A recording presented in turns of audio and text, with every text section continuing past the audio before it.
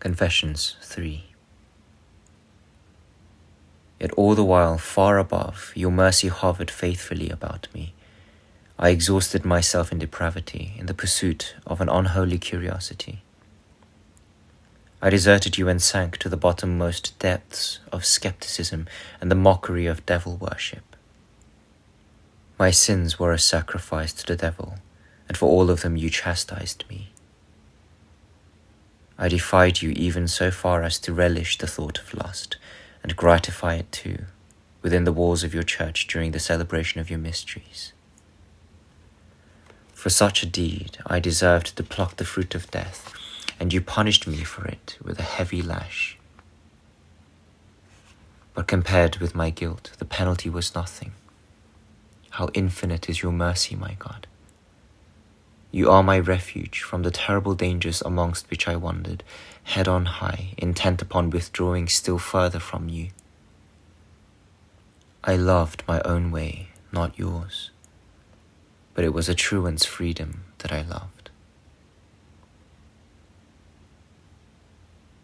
Besides these pursuits, I was also studying for the law.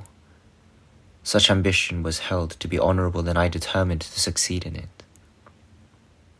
The more unscrupulous I was, the greater my reputation was likely to be, for men are so blind that they even take pride in their blindness.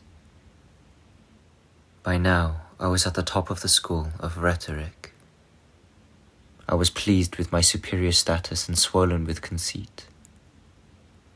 All the same, as you well know, Lord, I behaved far more quietly than the wreckers, a title of ferocious devilry which the fashionable set chose for themselves.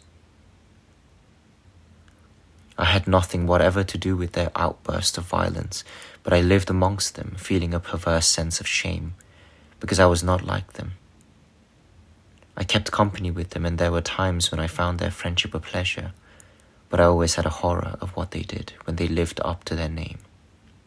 Without provocation, they would set upon some timid newcomer, gratuitously affronting his sense of decency for their own amusement and using it as fodder for their spiteful jests.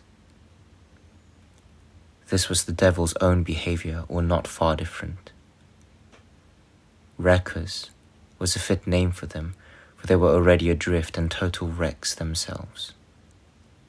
The mockery and trickery, which they loved to practice on others, was a secret snare of the devil, by which they were mocked and tricked themselves.